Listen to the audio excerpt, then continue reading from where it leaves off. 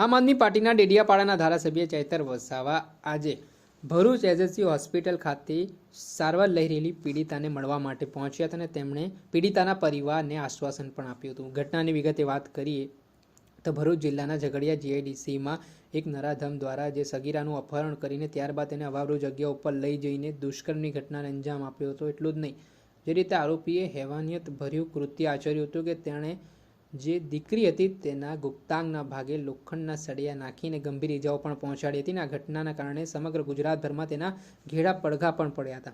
આ મામલાને લઈને ભરૂચ પોલીસ દ્વારા ગણતરીના કલાકોમાં આરોપીની ધરપકડ કરી હતી, પરંતુ આ મામલાના સંદર્ભમાં આ ઘટનામાં આરોપી સામે કડકમાં કડક કાર્યવાહી થાય તેવી માંગ સાથે આજે આમ આદમી પાર્ટીના ડેડિયાપાડાના ધારાસભ્ય ચૈતર વસાવા દ્વારા એસપી કચેરી ખાતે આવેદનપત્ર પાઠવવામાં આવ્યું છે, જેમાં તેમણે માંગ કરી છે હાલ જે ભરૂચના ઝઘડિયાનો કેસ સામે આવ્યો છે તેમાં ફાસ્ટ ટ્રેક કોર્ટમાં કેસ ચલાવવામાં આવે, આરોપીને ફાંસીના માંચડે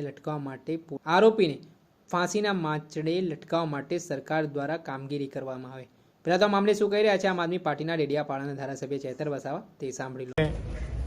જે ઝઘડિયા 10 વર્ષની માસૂમ દીકરી પર જે દુષ્કર્મ થયું હતું અને દીકરી હાલમાં એસએસજી હોસ્પિટલ વડોદરા ખાતે એડમિટ છે, ત્યારે એમની મુલાકાત લીધી, એમની તબિયત અને ત્યાં સારવારમાં ઉપસ્થિત ડૉક્ટરની ટીમ સાથે ચર્ચા કરી, એમના પરિવારને સાંત્વના આપી, હિંમત આપી અને ત્યારબાદ ભરૂચ એસપીશ્રીને રજૂઆત કરવા માટે અમે આવ્યા છે કે આ કેસ એની ટ્રાયલ ઝડપી ચાલે, કાં તો ફાસ્ટ ટ્રેક કોર્ટમાં ચલાવવામાં આવે અને જે પણ નરાધમે આ કૃત્ય કર્યું છે એને ફાંસીની સજા સુધી પહોંચાડવામાં આવે એવી અમારી માંગણી છે।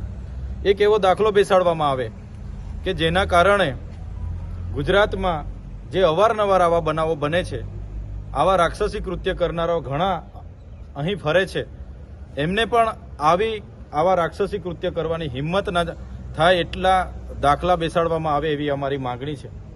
ભૂતકાળમાં દાહોદ હોય, બારડોલી હોય, સુરત હોય કે સમગ્ર ગુજરાત હોય, આ જ વર્ષે જાન્યુઆરીથી લઈને ડિસેમ્બર સુધી 648 જેટલા આવા દુષ્કર્મ, બળાત્કાર અને રેપની ઘટનાઓ બની છે।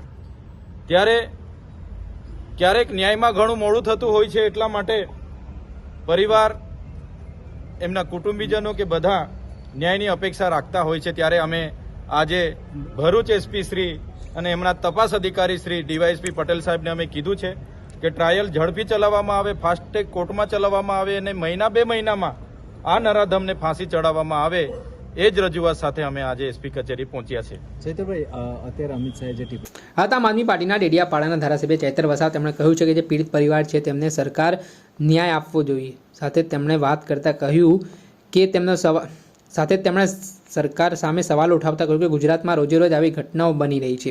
છેલ્લા 1 વર્ષમાં ગુજરાતમાં 648 સગીરા દીકરીઓ પીંખાઈ ગઈ છે। તેમણે સવાલ ઉઠાવતા કહ્યું કે આ બધી ઘટનાઓ ઘટ્યા હવે બાદ શા માટે દીકરીઓને ન્યાય મળતો નથી।